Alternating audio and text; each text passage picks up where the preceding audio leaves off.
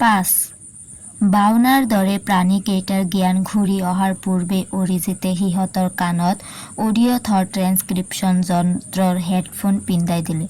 বাওনাকেইটাৰ জ্ঞান ঘূৰি অহাত সিহঁতে সভয়ে অৰিজিতহঁতলৈ চালে। চাৰিওফালে চকু ফুৰাই অচিন পৰিৱেশ এটা দেখি বুজিলে যে সিহঁত বন্দী। আমি তোমালোকক সেই উপত্যকাটোৰ পৰা ইয়ালৈ আনিছোঁ। ভয় নাই, আমি তোমালোকৰ কোনো অনিষ্ট কৰিব বিচৰা নাই। মাথোন কিছুমান কথা জানিবৰ বাবেহে তোমালোকক ইয়ালৈ আনিছোঁ। আমি নিশ্চিত যে তোমালোক এই গ্ৰহৰ নহয়। তোমালোক কোন, ক'ৰ পৰা আহিছা? অৰিজিতে কোৱা কথাবোৰ অডিঅ' থট ট্ৰেন্সক্ৰিপশ্যনৰ জৰিয়তে বাওনা দুটাই বুজি পালে যদিও সিহঁতে কাণত লগোৱা হেডফোনবোৰ খুলি পেলাব খোজাত অৰিজিতে বাধা দি ক'লে, নাই নাই, সেই যন্ত্ৰটো নুখুলিবা। তাক খুলি পেলালে মই কোৱা কথাবোৰ তোমালোকে বুজি নাপাবা। তোমালোকৰ কথাবোৰ এতিয়া স্পীকাৰৰ জৰিয়তে কোৱা, তেতিয়া আমি বুজি পাম। আমি ইয়াৰ পৰা বহু দূৰৰ এক নক্ষত্ৰ জগতৰ পৰা আহিছোঁ। আমি ইয়াত এক গৱেষণা কেন্দ্ৰ স্থাপন কৰি এই গ্ৰহসমূহ পৰ্যবেক্ষণ কৰাত ব্যস্ত আছিলোঁ। কিন্তু তোমালোক কোন? এটা বাওনাই সুধিলে। আমি তোমালোকৰ শত্ৰু নহয়। আমিও এই গ্ৰহৰ কিবা পৰিৱৰ্তনৰ বিষয়ে জানিবৰ বাবেহে ইয়ালৈ আহিছোঁ। সৌৰমণ্ডলৰ তৃতীয় গ্ৰহ পৃথিৱী আমাৰ বাসভূমি। বহু কালৰ আগতে আমি পৃথিৱী ত্যাগ কৰি বিশ্বব্ৰহ্মাণ্ডত বিচৰণ কৰি ফুৰিছিলোঁ। আমি সময় পৰ্যটক। পৃথিৱীলৈ উভতি আহি দেখোঁ যে এই গ্ৰহ এতিয়া আমাৰ বাসোপযোগী হৈ থকা নাই। তাৰ পাছত এতিয়া তোমালোকৰ উদ্দেশ্য কি? আমাক মুক্তি দিবা নে নিদিয়া? বাওনা এটাই প্ৰশ্ন কৰিলে। নিশ্চয় দিম। বন্দী হ'লেহে মুক্তি দিয়া যায়, কিন্তু তোমালোকতো বন্দী নহয়। আমি তোমালোকৰ পৰা কথাবোৰ জানিবৰ কাৰণেহে ইয়ালৈ আহিছিলোঁ। আমি কাৰো শত্ৰু নহয়। তোমালোকৰ ক্ষতি কৰাৰ আমাৰ কোনো উদ্দেশ্য নহয়, অৰিজিতে ক'লে। তেন্তে আমাৰ লগৰীয়া দুজনক তোমালোকে কিয় হত্যা কৰিলা? সেয়া আমাৰ ইচ্ছাকৃত নহয়। আক্ৰমণ তোমালোকে প্ৰথমে কৰিছিলা। তোমালোকে আক্ৰমণ কৰাৰ পূৰ্বে অন্ততঃ আমাৰ বিষয়ে জানিবলৈ চেষ্টা কৰা উচিত আছিল, অৰিজিতে ক'লে। ইয়াৰ পাছত অৰিজিতে ভাস্কৰ আৰু আদিত্যক নিৰ্দেশ দিলে সেই উপত্যকাটোত বাওনাকেইটাক এৰি আহিবলৈ। তদুপৰি দুয়োকো অত্যন্ত সাৱধানেৰে যাবলৈ নিৰ্দেশ দিলে। আত্মৰক্ষাৰ বাবে যাতে সম্পূৰ্ণ প্ৰস্তুতি লৈ যায়। ক'বতো নোৱাৰি কোন সময়ত কি হয়ংগ, তাতে বাওনাবোৰৰ মতিগতি বৰ ভাল নহয়। ভাস্কৰ আৰু আদিত্যই বাওনাবোৰক কেৰিয়াৰ চিপৰ সহায়েৰে পূৰ্বৰ ঠাইত থৈ আহিল। কোনো ধৰণৰ হানি বিঘিনি যেনিবা নঘটিল। মংগল গ্ৰহৰ যি স্থানত অৰিজিতহঁত আছিল সেই স্থানত তেতিয়া নিশাৰ তৃতীয় প্ৰহৰ। অৰিজিতহঁত সেই সময়ত পুষ্পকযানত টোপনিত লালকাল। প্ৰহৰীৰ কাম কৰিছিল দুটা ৰবটে। হঠাৎ গুমগুমনিৰ দৰে এটা শব্দ হ'ল। সেই শব্দত আটাইয়ে সাৰ পাই গ'ল। কিহৰ শব্দ? ৰাকাই উৎকণ্ঠাৰে সুধিলে। এনেতে সপ্তম পুষ্পকযানখন সজোৰে কঁপি উঠিল। পাছ মুহূৰ্ততে বিস্ফোৰণৰ দৰে শব্দ হ'ল। সোনকাল কৰা, ভূমিকম্প, অৰিজিতে চিঞৰি উঠিল। আদিত্য আৰু ভাস্কৰ লৰি গৈ পাইলট কেবিনত সোমাল। অৰিজিত লৰি গ'ল কণ্ট্ৰল ৰুমলৈ। সমাগত বিপদৰ পৰা ৰক্ষা পাবলৈ আটাইয়ে ব্যস্ত হৈ পৰিল। খন্তেকৰ ভিতৰতে পুষ্পকযানখন ওপৰলৈ উঠিল আৰু তীব্ৰ গতিৰে দক্ষিণলৈ গতি কৰিলে। ইতিমধ্যে অলিম্পাছ মনটোত থকা মংগল গ্ৰহৰ বৃহৎ আগ্নেয়গিৰি সক্ৰিয় হৈ পৰিল। বৃহৎ বৃহৎ শিলৰ টুকুৰাবোৰ উফৰি গৈ অনেক দূৰত ছিটিকি পৰিল।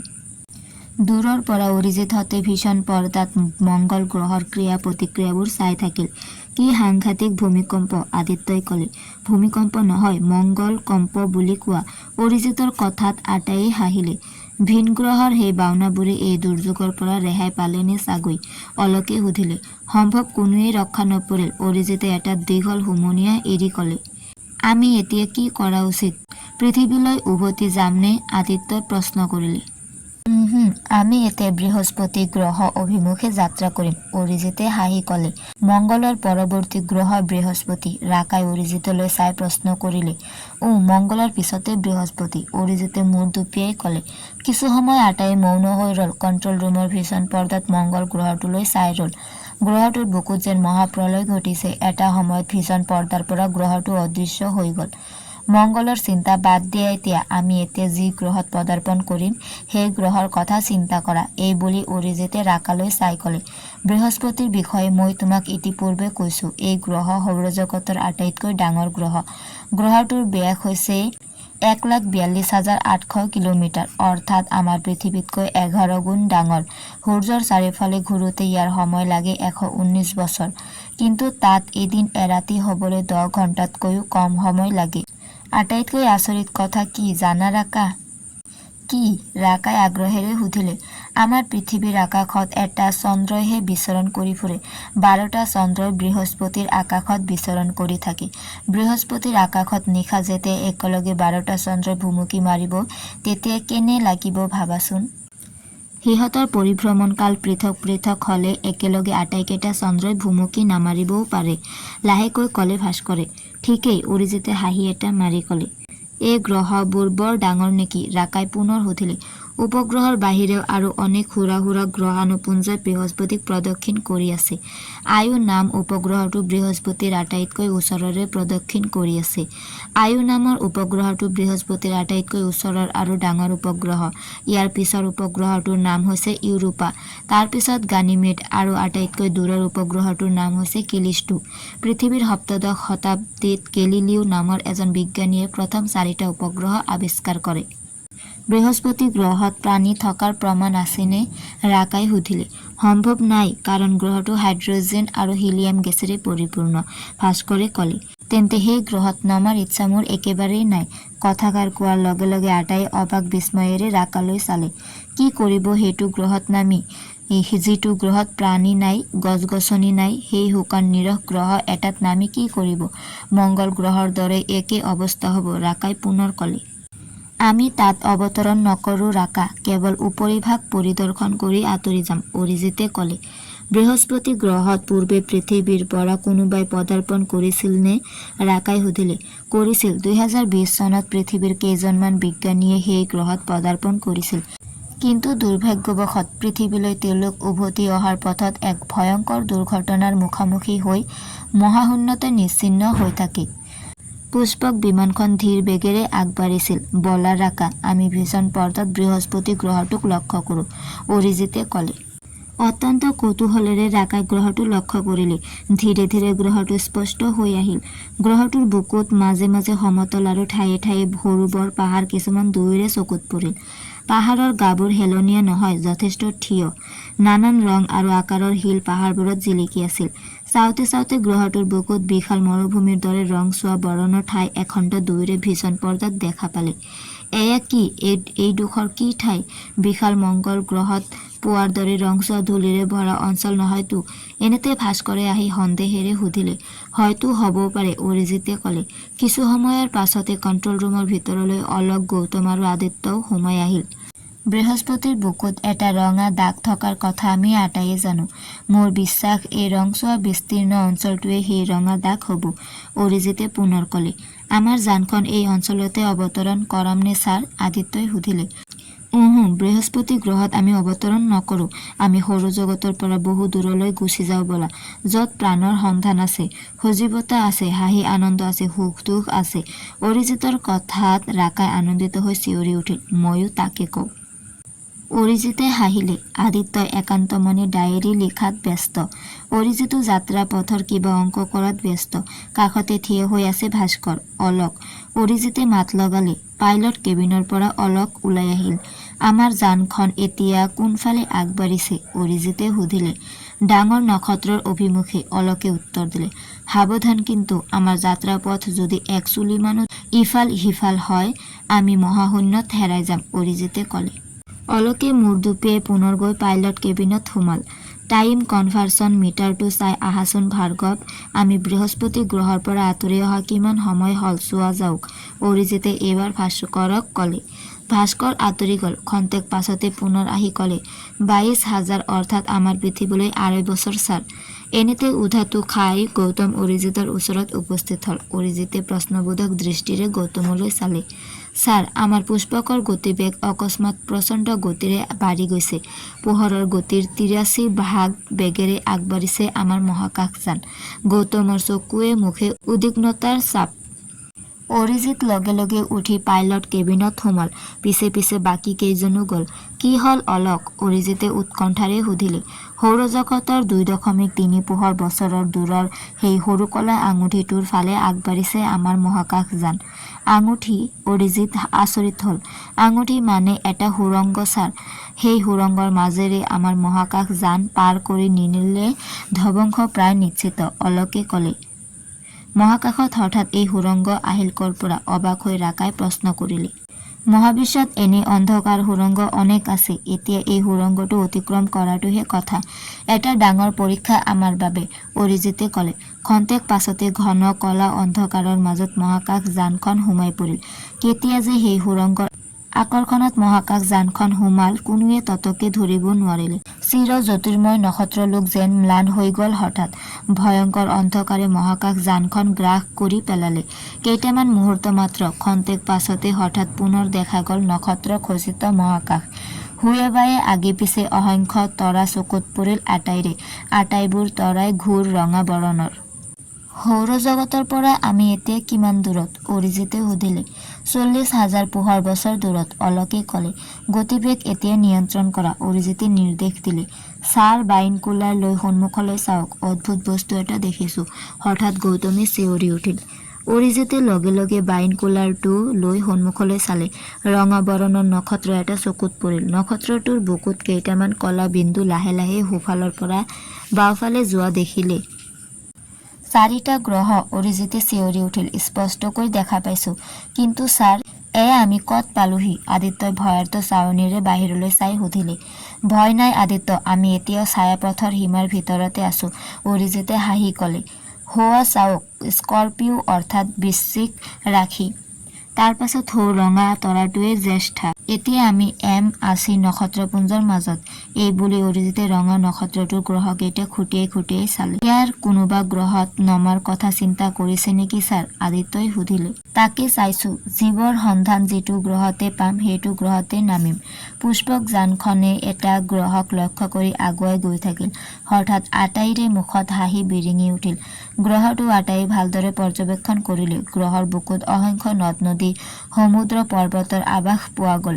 তাৰ পাছত ধীৰে ধীৰে চকুত পৰিল নগৰ মহানগৰৰ দৃশ্য, যেন কোনো মহাসভ্যতাৰ লীলাভূমি। এই গ্ৰহৰ নগৰ মহানগৰ দেখি এনে লাগিছে যে এই গ্ৰহৰ সভ্যতা আমাৰ পৃথিৱীৰ সভ্যতাতকৈ উন্নত। ইয়াত নামিম নে কাৰোবাৰ আপত্তি আছে? নাই, আপত্তি কিয় থাকিব? আটাই একেমুখে ক'লে। অৰিজিতে হাঁহিলে। দেখা যাওক এই গ্ৰহত আমাৰ বাবে কি অপেক্ষা কৰি আছে, গৌতমে ক'লে। অলোক, অৰিজিতে মাত লগালে। ছাৰ, অলোকে অৰিজিতলৈ চালে। আমাৰ মহাকাশযানখন এক নিৰিবিলি ঠাইত অৱতৰণ কৰোৱা আৰু তোমালোক প্ৰত্যেকেই সাৱধান হোৱা। গ্ৰহৰ অধিবাসীসকলে আমাক কিভাৱে গ্ৰহণ কৰে ক'বতো নোৱাৰি। সামান্য এটা জোকাৰণি দি পাৰ্থিৱ মহাকাশযানখন পাহাৰৰ দাঁতি অঞ্চলত অৱতৰণ কৰিলে। নিজৰ নিজৰ স্পেচছুটবোৰ ভালদৰে পৰীক্ষা কৰি এজন এজনকৈ আটাই ৰহস্যময় গ্ৰহটোৰ বুকুত পদাৰ্পণ কৰিলে। অচিন গ্ৰহটোৰ পানী, বায়ু আৰু মাটি প্ৰথমে পৰীক্ষা কৰি ল'বৰ বাবে গৌতমে এটা কাঁচৰ জাৰ লৈ নামিল আৰু বায়ু সংগ্ৰহ কৰিব পৰাকৈ চিলিণ্ডাৰ এটা লৈ ভাস্কৰ নামিল আৰু অৰিজিতে নিজৰ হাতত ল'লে লাইনাৰ কাউণ্টাৰ। কঁকালত ওলোমাই ল'লে শক্তিশালী মাৰণাস্ত্ৰ এটমিক ডিছইণ্টিগ্ৰেটৰ কাৰ্বাইন। মাটিত ভৰি দিয়েই আটাইয়ে বুজিব পাৰিলে যে গ্ৰহটোৰ অভিকৰ্ষণ শক্তি আৰু আৱাসমণ্ডলৰ চাপ প্ৰায় পৃথিৱীৰ সমান। অৰিজিত আৰু আদিত্য পাহাৰৰ ফালে আগুৱাই গ'ল। ঘন গুল্ম আৰু লতা গছ, গছবোৰৰ পাতৰ বৰণ হালধীয়া আৰু তামবৰণীয়া। পাহাৰৰ ওপৰৰ পৰা নামি অহা নিজৰাৰ পানী দেখি গৌতমে জাৰটো ভৰাই ল'লে। অৰিজিতে গছৰ পাত কিছুমান সংগ্ৰহ কৰিলে। 6. অৰিজিতহঁতৰ প্ৰত্যেকে একোটাকৈ হাই এনাৰ্জি পিল খাই ল'লে। এই পিল খালে ভোক পিয়াহ দূৰ হয়, শাৰীৰিক চাহিদা পূৰণ হয়। পিল খোৱাৰ পাছত ভাস্কৰ, গৌতম আৰু আদিত্যই জিৰণি ল'লে। অলোক আৰু অৰিজিত গ্ৰহটোৰ বিষয়ে পৰীক্ষা নিৰীক্ষাত ব্যস্ত। গ্ৰহটোৰ বায়ুমণ্ডলত অক্সিজেনৰ মাত্ৰা পৃথিৱীতকৈ সামান্য কম, নাইট্ৰজেন আৰু হিলিয়াম গেছৰ পৰিমাণ বেছি। মাটি বিশ্লেষণ কৰি দেখা গ'ল সোণৰ মাত্ৰা খুব বেছি। গোটেই গ্ৰহটো যেন সোণৰ। গ্ৰহটোত সূৰ্যৰ কিৰণ নিস্তেজ, সেয়ে গছৰ পাতবোৰ হালধীয়া বা তামবৰণীয়া। কিছু সময়ৰ পাছত গৌতমহঁত পুনৰ লেবৰেটৰীত সোমাল। অৰিজিতে ৰিপৰ্টবোৰ দেখুৱালে। আমি ইয়াত স্পেচছুট নোহোৱাকৈ ঘূৰিব পাৰোঁ, অসুবিধা একো নহ'ব, অৰিজিতে ক'লে। তেন্তে আমাৰ বাবে এইটো এটা সুখবৰ, আদিত্যই ক'লে। ৰেডিঅ' লং ৱেভ ফ্ৰিকুৱেন্সিতো কিবা কিবি শব্দ শুনিবলৈ পাইছো, অলোকে ক'লে। সেইবোৰ ৰেকৰ্ডিং কৰি ৰাখক, হয়তো এই গ্ৰহৰ অধিবাসীৰ কথোপকথন হ'ব পাৰে, অৰিজিতে নিৰ্দেশ দিলে। তাৰ পাছত গ্ৰহটোৰ বিষয়ে অনেক তথ্য বাহিৰ কৰিলে অৰিজিতহঁতে। গ্ৰহটোৰ আৰ্হিক গতিৰ বেগ খুব বেছি, মাত্ৰ 10 ঘণ্টাতে এবাৰ পাক খাইছে। 5 ঘণ্টা দিন আৰু 5 ঘণ্টা ৰাতি। গ্ৰহটোৰ পৰা সূৰ্য 7 কোটি কিলোমিটাৰ দূৰত আছে। আয়নত সূৰ্যতকৈ অনেক ডাঙৰ। পাছে আমাৰ সূৰ্যৰ দৰে তেজ নাই। তদুপৰি তাপাংক মাত্ৰ 2500 ডিগ্ৰী। 10 ঘণ্টাতে দিন ৰাতি হৈছে কাৰণেহে গ্ৰহৰ বুকুত উচ্চতাখিনি বজাই ৰাখিব পাৰিছে। আনহাতে আমাৰ সূৰ্যৰ উপৰিভাগৰ তাপাংক 15 কোটি কিলোমিটাৰ দূৰৰ পৃথিৱীতো জুই জ্বলায়। গ্ৰহটোত এতিয়ালৈকে কোনো জীৱৰ অস্তিত্ব নেদেখাৰ কাৰণ কি? গৌতমে আচৰিত হৈ ক'লে। জীৱৰ অস্তিত্ব থাকিবই লাগিব, নহ'লে এই পথ ঘাট নগৰ মহানগৰবোৰ কোনে তৈয়াৰ কৰিলে? হয়তো ইয়াৰ সভ্য প্ৰাণীবিধে আমাক গোপনে লক্ষ্য কৰিছে, অলোকে ক'লে। ৰেডিঅ'ত শুনা শব্দবোৰ ৰেকৰ্ডিং হ'লনে অলোক? অৰিজিতে সুধিলে। হ'ল ছাৰ। মোৰ ওচৰলৈ আনা অডিঅ'থৰ্ড ট্ৰেন্সক্ৰিপশ্যন যন্ত্ৰটোৰ সৈতে ৰেকৰ্ডাৰটো লৈ আহা। অডিঅ'থৰ্ড ট্ৰেন্সক্ৰিপশ্যন যন্ত্ৰটো অৰিজিতৰে আৱিষ্কাৰ। জীৱৰ মস্তিষ্কৰ নিউৰনবোৰত যিবোৰ চিন্তা ভাৱনাৰ ঢৌ উঠে, এই যন্ত্ৰটোৰ সন্মুখত সি ভাষাৰূপে প্ৰকাশ পায়। তদুপৰি যিকোনো প্ৰাণীয়ে প্ৰকাশ কৰা শব্দ এই যন্ত্ৰৰ সহায়ত শুনিলে শব্দৰ অৰ্থ সহজে বোধগম্য হয়। অলোকে অডিঅ'থৰ্ড ট্ৰেন্সক্ৰিপশ্যন আৰু ৰেকৰ্ডাৰটো আনি অৰিজিতৰ হাতত দিলে। অৰিজিতে ৰেকৰ্ডাৰটো অন কৰি অডিঅ'থৰ্ড ট্ৰেন্সক্ৰিপশ্যন যন্ত্ৰৰ হেডফোনটো কাণত লগাই ল'লে। আন এটা হেডফোন আদিত্যইও লগালে। লগে লগে শব্দ কিছুমান ৰেকৰ্ডাৰত বাজি উঠিল। অৰিজিত আৰু আদিত্যই শব্দবোৰ একান্তমনে শুনি গ'ল। আটাইয়ে আগ্ৰহেৰে সিহঁত দুটালৈ চালে। শুনাৰ শেষত অৰিজিতে হেডফোনটো খুলি ক'লে, মই যি অনুমান কৰিছোঁ সেয়া হৈছে। আমাৰ নিচেই কাষতে এই গ্ৰহৰ অধিবাসীসকলৰ এটা ট্ৰেন্সমিশ্যন চেণ্টাৰ আছে। তাৰ জৰিয়তে এই গ্ৰহৰ সমূহ সভ্য প্ৰাণীক জনাই দিছে যে ৰিয়া পৰ্বতৰ নামনিত এখন অদ্ভুত যান আহি অৱতৰণ কৰিছে। যানখন ভিন্ন গ্ৰহৰ পৰা অহা যেন অনুমান কৰা হৈছে। সেয়ে জনসাধাৰণক সাৱধান কৰি দিছে যে কোনোবাই যেন ৰিয়া পৰ্বতৰ ফালে নাযায়। ভিন্ন গ্ৰহৰ প্ৰাণীবিলাকৰ মতলব কি তেওঁলোকে বুজিব পৰা নাই যদিও জনসাধাৰণৰ মাজত যাতে এই কথালৈ আতংকৰ সৃষ্টি নহয়, তেওঁলোকে ভিন্ন গ্ৰহৰ প্ৰাণীকেইটাক যিকোনো উপায়েৰে কৰায়ত্ব কৰিবলৈ চেষ্টা কৰিব। এই বুলি অৰিজিতে আটাইকেইজনৰ মুখলৈ চালে। তাৰ মানে আমাৰ পদাৰ্পণৰ কথা ইতিমধ্যে জনাজাত হৈ গৈছে? গৌতমে প্ৰশ্ন কৰিলে। অৰিজিতে মূৰ দুপিয়াই ক'লে, গ্ৰহৰ অধিবাসীসকলে আমাক সহজভাৱে ল'ব পৰা নাই। অৱশ্যে ল'ব নোৱাৰাটোৱেই স্বাভাৱিক। আমি সাৱধানে থকা উচিত।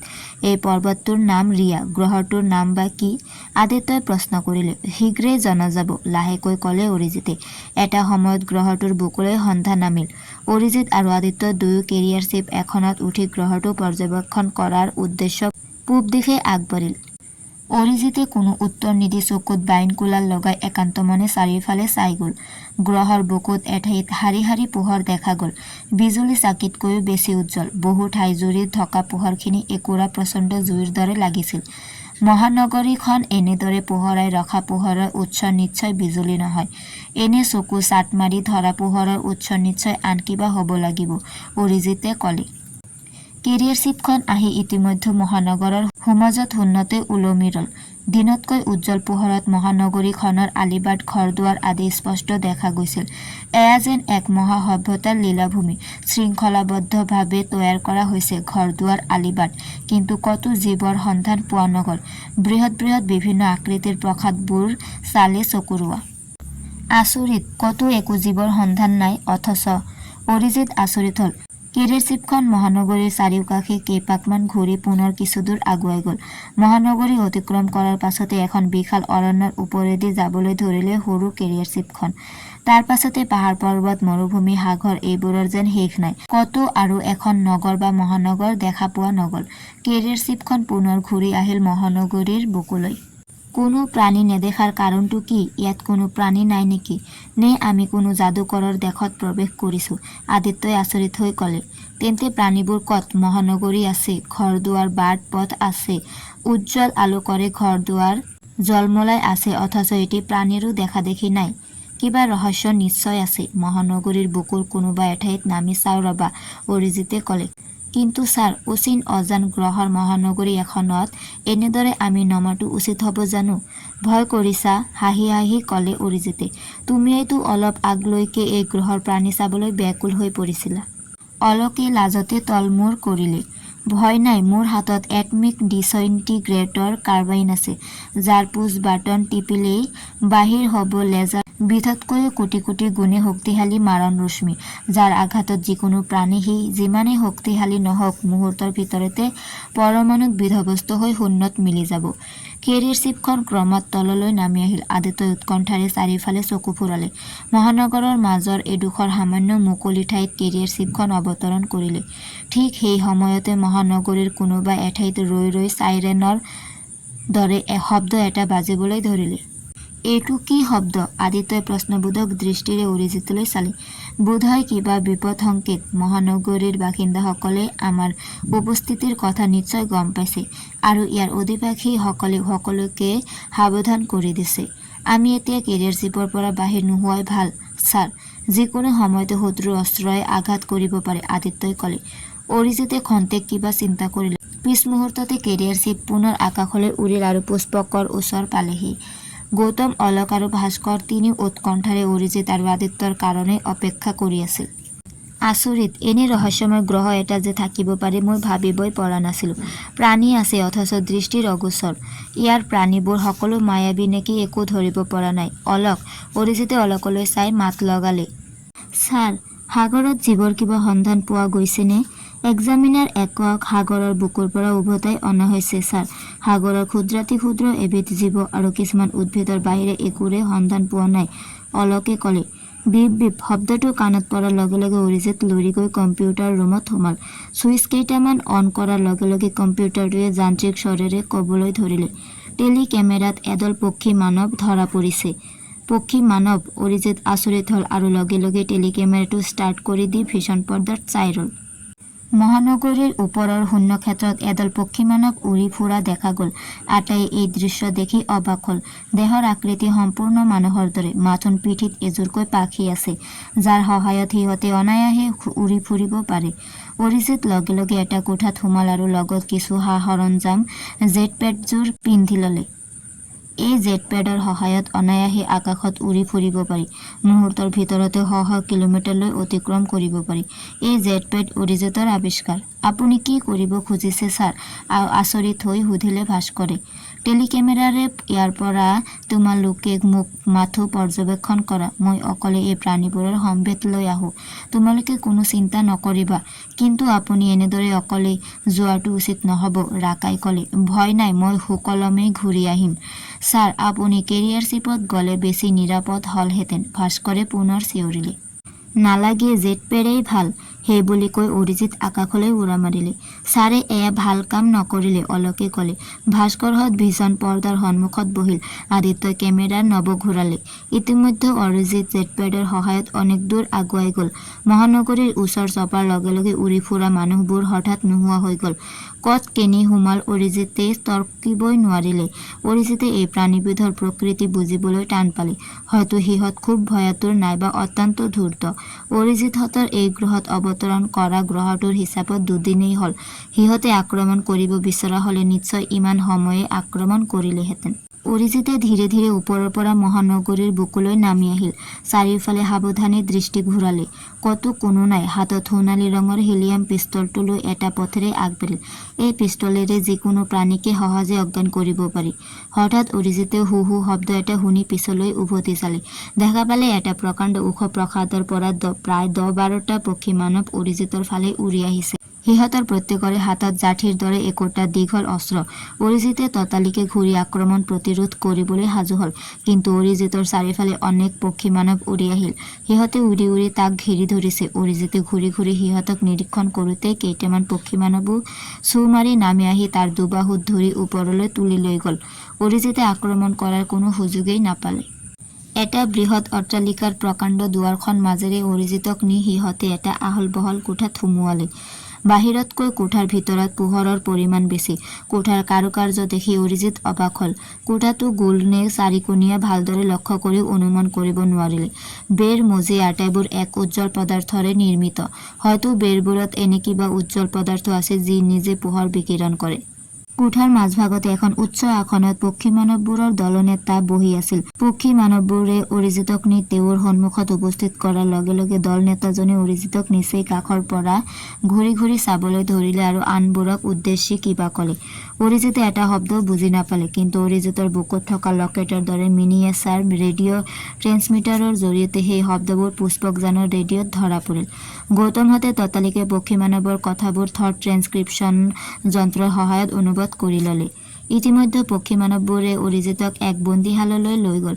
বন্দীশালত বন্ধ কৰাৰ পাছত পক্ষী মানৱবোৰ আঁতৰি গ'ল আৰু লগে লগে এক ঘোপমৰা অন্ধকাৰে বন্দীশালখন ঘেৰি ধৰিলে। পক্ষী মানৱবোৰ আঁতৰি যোৱাত অৰিজিতে কঁকালত আঁৰি ৰখা অডিঅ' থট ট্ৰেন্সক্ৰিপশ্যন যন্ত্ৰটো সক্ৰিয় কৰি ল'বলৈ সুযোগ পালে আৰু হেডফোনটো কাণত লগাই ল'লে। তাৰ পাছত বুকুত ওলোমাই ৰখা ট্ৰেন্সমিটাৰ যন্ত্ৰৰ সহায়ত পুষ্পকজানৰ লগত সংযোগ স্থাপন কৰিলে। লগে লগে বিপ বিপকৈ এটা মৃদু শব্দ হ'ল। হেল্ল' হেল্ল', অৰিজিতে ক'লে। Hello' hello', Bhaskar speaking sir. আমি দেখা পাইছোঁ ছাৰ। সহায়ৰ প্ৰয়োজন হ'লে আমি এতিয়াই গৈ আছোঁ ছাৰ। হেল্ল' হেল্ল', নালাগে ভাস্কৰ, মই অকলেই পাৰিম। এতিয়ালৈকে যি দেখা পাইছোঁ, পক্ষী মানৱবোৰৰ হাতত কোনো শক্তিশালী মাৰণাস্ত্ৰ নাই। ইহঁত একেবাৰে নিৰীহ প্ৰাণী। সেইটো ছাৰ আমিও গম পাইছোঁ, ভাস্কৰে ক'লে। কেনেকৈ? অৰিজিতে আগ্ৰহেৰে সুধিলে। আপোনাক বন্দী কৰি লৈ যোৱাৰ পাছত সিহঁতৰ দলৰ নেতাই যিবোৰ কথা কৈছিল তাৰ পৰাই অনুমান কৰিছোঁ। আপুনি দলৰ নেতাৰ কথাখিনি শুনা নাছিল। সেই সময়ত থট ট্ৰেন্সক্ৰিপশ্যন যন্ত্ৰটো নিষ্ক্ৰিয় আছিল। সেইটো সক্ৰিয় কৰিবলৈ যাওঁতে সিহঁতে আকৌ ভয় খাই মোক আক্ৰমণ কৰিব পাৰি বুলিয়েই মই নিশ্চুপ হৈ আছিলোঁ। সিহঁতে কি কৈছিল বাৰু? অৰিজিতে সুধিলে। সিহঁতৰ দলনেতাই কৈছিল যে আমি হেনো ইৰণ গ্ৰহৰ অধিবাসী নহয়। ইৰণ গ্ৰহৰ গুপ্তচৰ হ'লে কোনো বিচাৰ নকৰাকৈ হত্যা কৰা যাব। সিহঁতে সন্দেহ কৰা মতে আমি আন কোনো গ্ৰহৰ পৰাহে আহিছোঁ। কিয় আহিছোঁ, ক'ৰ পৰা আহিছোঁ সকলো জনাৰ পাছতহে সিহঁতে আপোনাৰ বিচাৰ কৰিব। সিহঁতৰ শত্ৰু যদি নহয় তেন্তে সন্মান সহকাৰে মুক্তি দিব। মই এতিয়া বন্দী অৱস্থাতে থাকোঁ। এইবাৰ মই সিহঁতৰ লগত কথা পতাৰ চেষ্টা কৰিম। সহায়ৰ আৱশ্যক হ'লে জনাম। তোমালোক সাজু হৈ থাকিবা। বাৰু ছাৰ, ভাস্কৰে শলাগি ক'লে। তোমালোকে এতিয়া মোক জানো দেখা পাইছা? অৰিজিতে পুনৰ প্ৰশ্ন কৰিলে। নাই দেখা ছাৰ, কেৱল আপোনাৰ মাতটোহে শুনিবলৈ পাইছোঁ। মই এক ঘোপমৰা অন্ধকাৰৰ মাজত আছোঁ। দিন নে ৰাতি একোকে ধৰিব নোৱাৰি। যাহওক, মই মোৰ অপাৰেশ্যন শীঘ্ৰেই আৰম্ভ কৰিম। শুভেচ্ছা থাকিল ছাৰ, ভাস্কৰে হাঁহি ক'লে। ধন্যবাদ। তাৰ পাছত অৰিজিতে নাইট ভিউইং ডিভাইচযোৰ উলিয়াই বন্দীশালখনো কিহেৰে তৈয়াৰী চকুত লগাই চালে। নাইট ভিউইং ডিভাইচৰেৰে অন্ধকাৰতো ফটফটীয়াকৈ দেখা পোৱা যায়। বন্দীশালৰ বেৰবোৰ আছিল লোহাৰ দৰে শক্তিশালী ধাতুৰে তৈয়াৰী। দুৱাৰখনো এক ধাতুৰেই গঢ়া। অৰিজিতে খন্তেক চিন্তা কৰি তাতে অলপ বিশ্ৰামৰ বাবে শুই পৰিল।